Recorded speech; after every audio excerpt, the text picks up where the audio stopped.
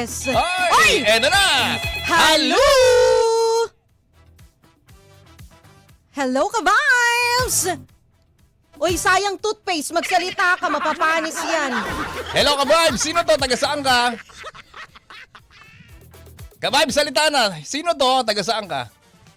At dahil dyan, wale! Ay, Bye! sayang naman yung ka-Vibes. Baka kinabahan bigla, Kinabahan, no? oo. Parang di na alam, ano ba, yung totoong boses ko ba gagamitin ko? Baka makilala ako. May mga ganun eh. Huwag kayong mag-alala at huwag kayong matakot na tumawag sa amin. Kaya nga kayo tumatawag para makapagkwentuhan tayo, makabati ka, dahil napakahirap po talaga makapasok sa linya namin. Pagkakataon mo na ka-Vibes. Oh, kaya kung nakapasok ka, dire-diretso mo na ang Yeah. pagpasok. Ganun. Sagad mo na hanggang dulo. Oo, Ano ito. ba? Hello! Hello ka-Vibe! Sino to? Taga saan ka? Hello. Ayan. Anong pangalan at taga saan? Saan po ng Pasig? Ha? Wag mong ibulong. Ito naman, bumubulong. Lakasan mo. Saan po ng Pasig? Ano man ang pangalan mo, hindi namin maintindihan, be. Oo. Hawakan mo maigi yung telepono mo, ha, para maintindihan namin. Ano ang pangalan mo? Richard po. Richard ng Pasig. Richard, anong ate napatawag ka? Hingi lang po sana ng advice. Hoy. Advice. O sige. Advice. O, kung ano man yung gusto mo i-share, i-share mo na!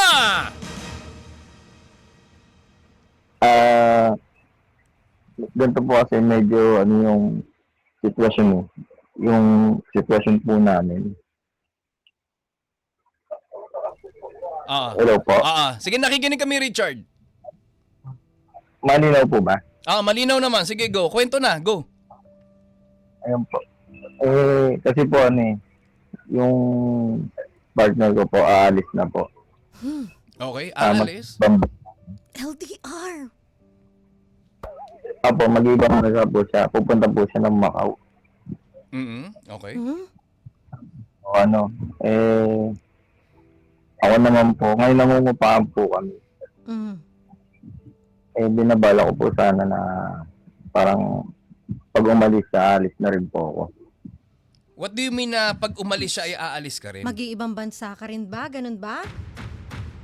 Hindi po. Parang may pag-iwalay na rin po ako. Hoy! Teka. Parang ang babaw naman nun. Richard, kwento mo pa nga sa amin ng maayos. Medyo hindi namin mag-get eh. Parang ang babaw nga naman ang dahilan mo para makipaghiwalay ka. Kasi para sa akin siguro hindi niya pa kasi nakukwento ng buo. Di ba dapat happy ka? Kasi future ninyo, yung nakasalalay doon sa pag-iibang bansa niya. Happy naman po ako dun sa decision niya na mag-ibang bansa. So anong dahilan? Meron po kasing issue.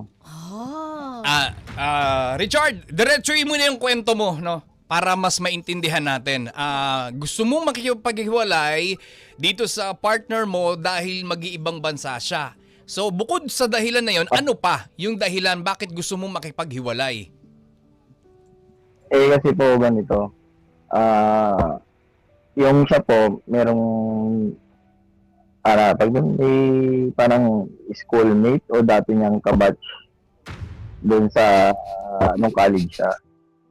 So, yun po yung parang mabilisan lang. Siya yung kukuha sa kanya para mag-work.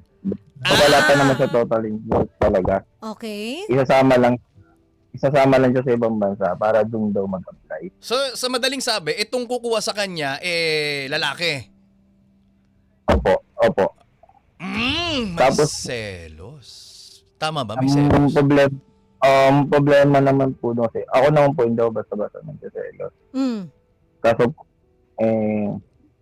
sila po madalas po kasi sila nagkaka-chat tapos minsan umaalis sila. Di ko alam kung pinandadahilan lang yung kasi yung meron daw silang reunion tapos nasundan ng reunion uli. Tapos hindi na siya nagsasabi sa akin, sasabihin na lang niya pag nandyan na. Kasi alam ko naman na kahit pigilan ko, di naman siya magpapapigil. Kaya, kagaya lang ng isang araw, security guard kasi siya, dumaretso na siya doon, na doon ka mo sa get together nila, tapos umuwi na siya umaga na. Mm. Wala man lang update. Wala lang, basta lang gano'n lang siya. Tapos hindi na siya nag-message sa akin. Tapos Aray. mas nag-message pa siya doon. Richard, nagsasama ba kayo sa isang bubong? Yes po, nagsasama po kami, nangungupahan po kami dito. Okay. Parang komplikado nung So ako, relasyon nila. Parang nagsasama na lang sila because of the familiarity. ako naman, hindi, siya, ang sabi naman niya, plano daw niya, pagka nagbambansa, sabi niya, pag nakarating daw siya doon, tulungan daw niya ako, tapos isama daw niya ako, kukunin daw niya ako doon, kung sakali daw siwertein daw siya. Ang sabi ko naman sa kanya, nag-usap naman kami, sabi ko parang malabo. Sabi ko kasi, okay yung gusto mo, maganda yung iniisip mo. Ang problema lang, hinahaluan mo ng kalokohan yung ginagawa mo. Mhm. Sabi ko, alam mo naman ang sarili mo yan. Sabi ko, kasi kung walang malicious sa ginagawa nyo, okay sa akin. Kasi hindi, nararamdaman ko at nakikita ko. Sabi ko sa kanya. Richard, tanong lang no, para klaro yung kwento mo. Nararamdaman mo, ano yung nararamdaman mong mali siya in particular? Ayun, Particular. yun nga Oh, sige. po, mas may time siya doon kaysa sa akin. Okay, so sige, napapansin mo na mas marami siyang time dun Doon sa sa lalaki, sa schoolmate niya. schoolmate niya. Ikaw bilang karelasyon, ano ang ginawa mo para ma-address mo to? Kasi inaano ko siya na madalas kasi ganun ginagawa niyang yung Ano nga ginawa mo bilang kapartner nitong girlfriend mo o asawa mo? yun nga, kinakausap ko siya. Kinakausap ko naman po siya. Usap na anong klaseng usap? Kinaklaro mo ba sa kanya yung nararamdaman mo? Oo, baka tinatanong mo lang siya saan ka galing. Oo. Tapos after nang sagutin ka niya, wala na. Oo, Okay. mababaw kasi yun, Oo. malayo yun, hindi niya matutumbok yung gusto mong makuwang sagot. Siya po kasi, pag kinakausap ko siya, kakausapin ko about, diba, sabi ko, bakit kailangan niya magsabihan ng problema? Nandito naman ako. Kung Mm. problema lang din naman, siyempre, dapat tayo nakaka-solusyon yan. Ang ginagawa mo, sinasabi mo sa kanya yung problema, then siya, yung guy, nagsasabi sa'yo ng problema. So, mas okay pa kayong nagsasabihan ng problema kaysa sa ating dalawa. Sabi ko sa kanya. Ang ginagawa niya, pag ganung mga usapan, galit-galitan ko, no? Keso ganyan, keso ganun. Parang, ganun po yung ginagawa niya. Kaya hindi kami nakakapag-usap talaga ng maayos. Sasabihin lang niya, bahala ka kung ano yung iniisip mo. Kung ano Patay! yung iniisip mo, Patay! Isa ba? Yan! Oo. Isa pa, yung dalawa. yun yung sinasabi niya po lagi sana. Kung ano yung iniisip mo, bahala ka. Tapos kung gusto mo umalis, bahala ka, sabi niya. Alam mo yung hindi ko po nakikita sa kanya na parang, Yung sincerity ba? yung, Hmm. oo na, hindi naman totoo yun. Alam mo naman na gano'n, ganyan. Sabi ko, yun yung sinasabi ko po, kagaya nung kahapon lang, ano na ako sa kanya, sabi ko, yun nga, nararamdaman ko kasi, hinahaluan mo kasi ng kalokohan. Alam mo yan sa sarili mo. So sabi ko pa sa kanya, ewan ko po kung tama po ako, sabi ko, nararamdaman ko, Mm. gusto mo siya. Sabi niya, hindi daw niya gusto niya. Sabi niya, nagustuhan niya dahil, sabi niya, oo, gusto ko dahil matalino. Di sabi ko sa kanya, di ko din yun. Nagustuhan mo, may nagustuhan ka nga. Yun nga, sabi na natin yung matalino. Di nagustuhan mo nga, sabi ko sa kanya. Inano mo lang yung Sinugar iniba mo coat lang, be. Sabi ko, iniba mo lang para Para hindi ka Para po- masaktan. oo, Chard! iniba mo lang. Chard. Oo, Richard, naiiyak ka, no? Medyo po. Oo. Richard, gano'n na ba kayo katagal? 5 years na po. 5 years. 5 years. So, gano'n ang gano'n yung sistema ninyo? O hindi naman kayo ganyan nung una. Oo. Hindi, parang ganun kasi laging nangyayari. At tuwing may mga katrabaho siya na napupunta sa ibang trabaho, lagi niyang ini-entertain yung mga ano niya, mga ka-work niya, mas binibigyan niya ng pansin yung mga ka-work niya. Kahit sa gabi, mas mag-good night pa siya doon sa mga ka-work niya. Tapos ako naman po, actually po, delivery rider po. Mukhang Hindi po siya ganun sa akin. Kaya pag sinisita ko siya, nakikita ko kasi bubuksan ko ang cellphone. Siyempre makikita ko Hmm. na makikita ko na ganun. Sasabihin ko sa kanya, buti ka ba dyan, may mga time ka sa nila. Sa akin wala. Na ano, Na ikaw yung sasabihin karelasyon. niya, oo, ang babanat niya sa akin. Sabi niya, nagsiselos ka ba? Parang yan lang, ang babaw mo naman, para ano. Ganun po sasabihin niya sa ano akin. ba naman tanong yun? Nagsiselos ka ba? Hindi Oo. dapat tinatanong yung respeto Oo. mo yun sa partner mo eh. 'Di ba? Pag nasa loob Yun nga na kayo po. ng bahay, dapat yung attention mo, yung oras mo, doon na sa pamilya mo o doon sa partner mo. Tapos na ang trabaho mo sa labas. Tama. Kaya nga po, yun nga po yung hindi ko pa alam kung naiintindihan niya o talaga sinasadya niya hindi maintindihan. Sige, Sabi ko Richard. nga, hindi naman, Richard, putulin na natin ha. Nagiget na namin ni DJ Main yung konteksto ng kwento mo at gusto mong i-share sa amin. Ay, ako, ang bigat. Ganito na lang. Makinig kang maigi, Richard ha. Itong sige gusto po. sabihin sa'yo ni DJ Main bilang babae para marinig mo rin kahit papano kung hindi mo makuha yung sagot na gusto mong marinig galing dito sa mismong karelasyon mo. Ba yan? Okay po.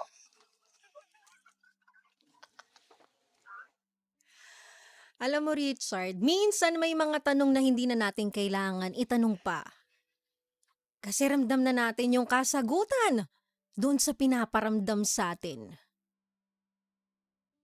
Pwedeng mali ako, pwedeng tama ako. Pero sa base sa kwento mo, parang nagsasama na lang kayo because of the familiarity. Yung comfort na nakukuha niya sa'yo. At habang nagsasama kayo, nakaka-escape na siya, nakatagpo na siya nung taong nagpapasaya sa kanya now.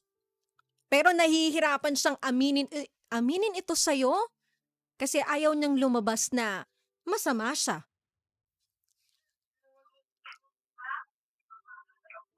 At doon pa lang sa mga actions niya, kaming mga babae pag kami ay loyal at faithful sa partner namin, lahat ng atensyon, ibibigay namin doon. Lalo pag nandun na kami sa bahay, kasi kami mga babae, excited kaming umuwi, makita kayo. Correct? Gusto na naming tapusin kung anong ginagawa naming trabaho sa labas. Makasama lang kayo, makabanding kayo. Mm. At pag nasa loob na kami ng bahay, hindi na nga namin alam na may cellphone pala kami. Mm. Ako ganun ako Mm. At for sure, maraming mag-a-agreeing mga kababaihan sa akin.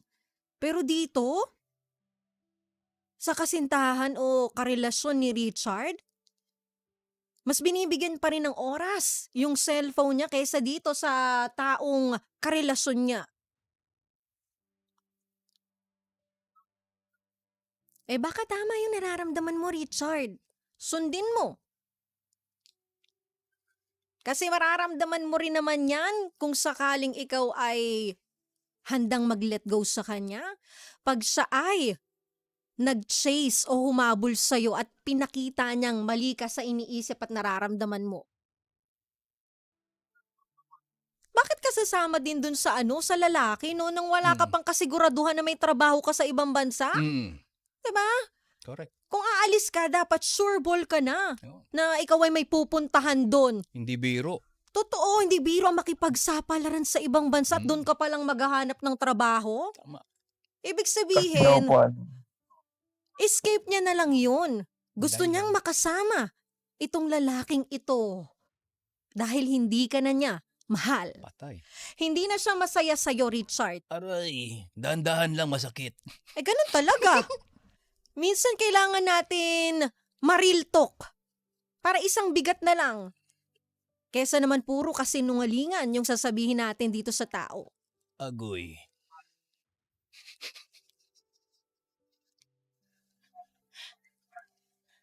Chard?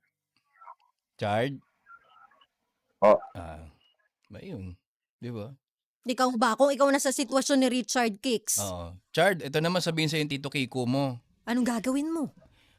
Alam mo, Chard, nung una hindi namin mag-get yung gusto mong sabihin eh. O yung konteksto ng kwento mo. Kasi nga, nahihirapan siyang Oo. explain. Pero Kasi may pain eh. Oo. Pero eventually, naiintindihan na namin eh. Ako sa totoo lang, nung una, parang ang pabor ko, wala sa'yo eh. Pero nung nalatag mo na, okay, malinaw na. Malinaw na. Na ang gusto mo lang malaman, tama ba yung desisyon mo? Gusto mo bang gawin na makipaghiwalay na dahil doon sa rason na aalis siya sa ibang bansa? Kasi nung sinabi mo sa amin yan, parang ang Parang babaw, babaw. 'di ba? O 'di ba parang hindi naman siya magandang dahilan para iwanan mo yung girlfriend mo Oo. na dahil lang gusto niya mag-ibang bansa. Pero Parang wala kang pag-support. Oo. Eh, para sa future nyo naman parang yun, ang di labas ba? mo, ang labas mo pa epal. True. 'Di ba? Pero nung nasabi mo na sa amin, nakwento mo at nalatag mo na, okay, ganito pala 'yon. Dahil nagdadalawang isip ka na sa kanya. Dahil marami na pala siyang red flags na ipinakita sa Well, to make the story cut short, Richard,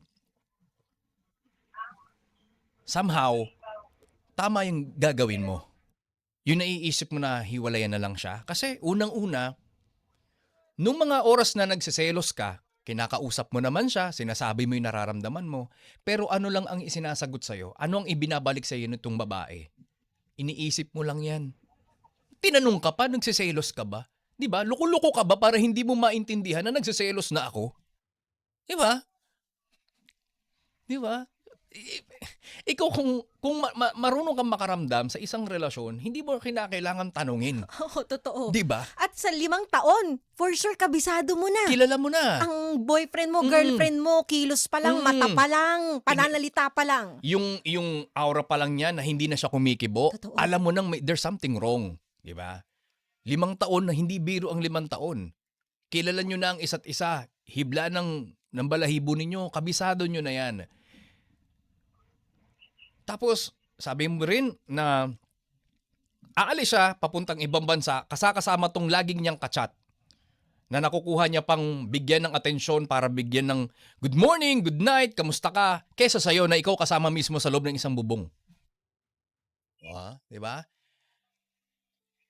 Richard, bigyan mo ng respeto ang sarili mo para magkaroon ka ng peace of mind. Kung ano ang nasa puso mo, sundin mo. Nakakatawa siya pero totoo. Kung ano nasa puso mo, sundin mo. Kung sa tingin mo hindi ka na sigurado sa kanya, gaya din ng sabi mo na kung hindi mo na siya nakikita sa hinaharap na siya yung makakasama mo sa habang buhay, putulin mo na hanggat maaaga. Dahil, Chard, ito ang realidad ng buhay. Base sa kwento mo, wala ka na sa plano niya. Hindi ka nakasama. Masakit man, pero totoo. Chard, mahalin mo muna ang sarili mo, ha? Marami pa dyan Mm. na magbibigay sa iyo ng totoong pagmamahal. Importansya. Importansya. Hindi mo kinakailangan ipagmamakaawa sa kanya yung bagay na dapat na ibinibigay sa iyo ng kusa. Di ba? Hindi porke lalaki ka, ikaw yung kailangan para kang asong susunod-sunod. No. Di ba? Chard, mahalin mo muna ang sarili mo. Ayan na yung red flags na nakahatag na sa harap mo. Kumakaway na sa'yo. Winawagayway na. na. At ang love, Richard, tandaan mo, kalmado yan. Mararamdaman mo yung safety. Mm-mm. Mararamdaman mo yung assurance na hindi mo hinihingi. Pero yun nga, tulad ng sabi ni Tito Kicks mo, binibigay sa'yo ng kusa. Kasi pag nagda-doubt ka na sa relationship, iba na yan. Hindi na pagmamahal yan. Yun, tama. May doubt na. Ayun ang pinakamahirap sa isang relasyon. Kahit na anong klaseng relasyon yan, basta meron ka ng doubt. Pakinggan mo. Chard. Chard, punasan mo na yung luha mo. Mm-mm. Oo. Chard. Ganun talaga, Richard, sa buhay natin. May mga dumadaan, pero hindi nag-i-stay lahat. Yung mga dumadaan, tinuturuan lang tayo kung paano natin mahalin, lalo yung sarili natin At ano yung matututunan natin doon. Tsaka, Chard, ito nga sabi ng isa nating ka-vibes na nanonood sa ating Facebook Live. DJ Main, DJ Kiko, baka naman friendly lang talaga yung girlfriend ni Richard. Kaya lahat kinakausap. Nako, hindi ganun yun. Wala Hindi yun. rin eh. Alam mo, kapag ikaw ay may karelasyon, set aside mo na hindi naman sa kakalimutan mo na yung mga kaibigan mo, pero magkakaroon ka ng boundaries. Mm. Kasi may karelasyon ka. Tsaka iba ng priority mo. True. Tapos yung kaibigan mo pa, opposite sex mo, nako, ibang klase yun ah. Kung babae yun, okay lang, magpakaklingi ka doon. Walang problema yun, yung kachat mo kahit gabi kasi nagchichismisan kayo, di ba?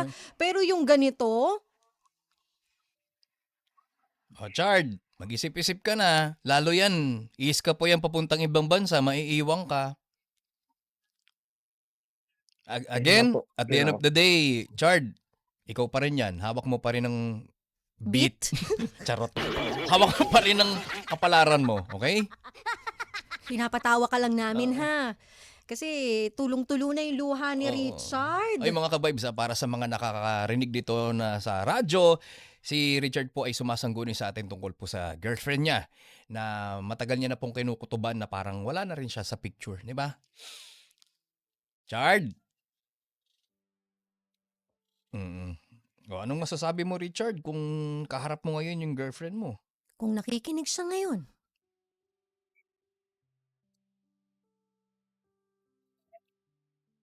Chard, nandiyan ka pa? Yes po. Oo. Nandito po ako. Gusto ko lang po sabihin sa kanya kung saan po siya masaya. Ah, sana maging masaya nga siya. Sana yung goal na hinahanap niya dati pa makuha na niya.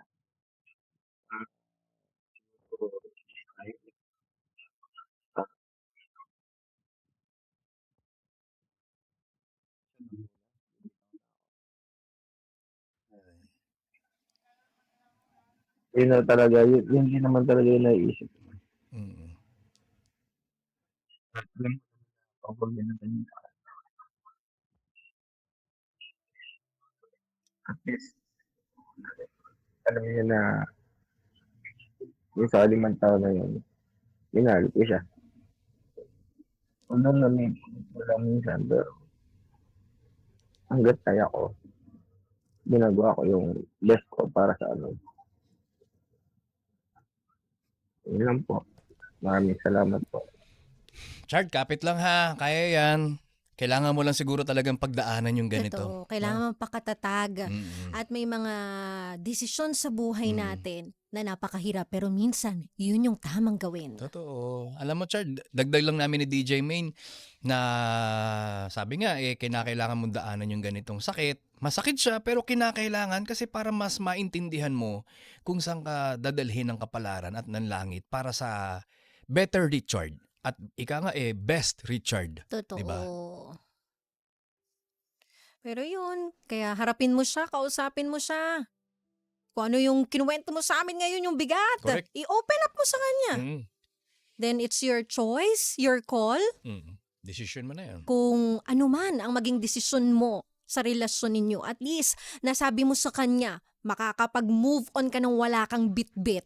Walang regrets. Narinig niya lahat ng gusto niyang marinig galing sa'yo. Correct. At dagdag lang natin ha, Richard, DJ Main. Sabi nga ng isa nating ka-vibe, si Obi Dalus. Buti nga wala pa silang anak. Iyon nga. Mas lalong mahirap yung bumitaw. Di ba, Chard? Opo. Mm. Tama. Sabi din ni Edith Caberte, Richard, makakahanap ka rin ng tamang babae para sa'yo. Magtiwala ka lang sa sarili mo. Ito naman, sabi ng ka-vibes nating si Severo, bumitaw ka na sa karelasyon mo kung di ka na mahal. Pahabol ni Dex Agatep, bitaw na bay. So Chard, at the end of the day, nasa iyo pa rin ang desisyon kung anong gusto mo mangyari sa buhay mo at sa relasyon mo kasama tong girlfriend mo, okay? Basta Chard, ang bottom line dito, ang priority dito ay yung happiness mo. Yung Okay. sarili mo. Love yourself first.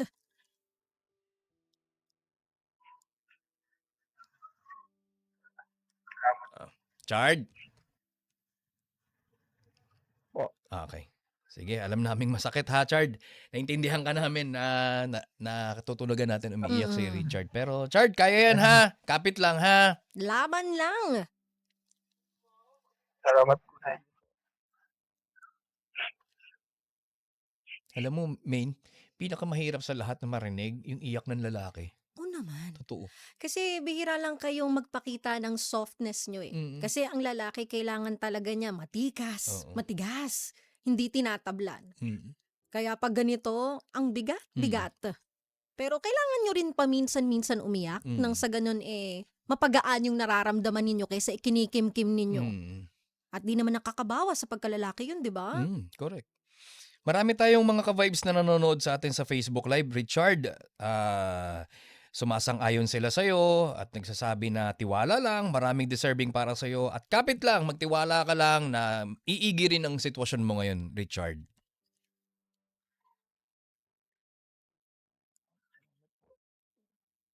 Pasensya na po. Emotional lang po. Hindi, So, okay. bakit ka humihingi ng pasensya? Biskwit lang yun, be. Oo. Pasensya. Oo. So, okay na ba tayo, Chard? Okay na po, ma'am. Salamat po sa inyong nagawa po kay Jamie, pati sa inyo po.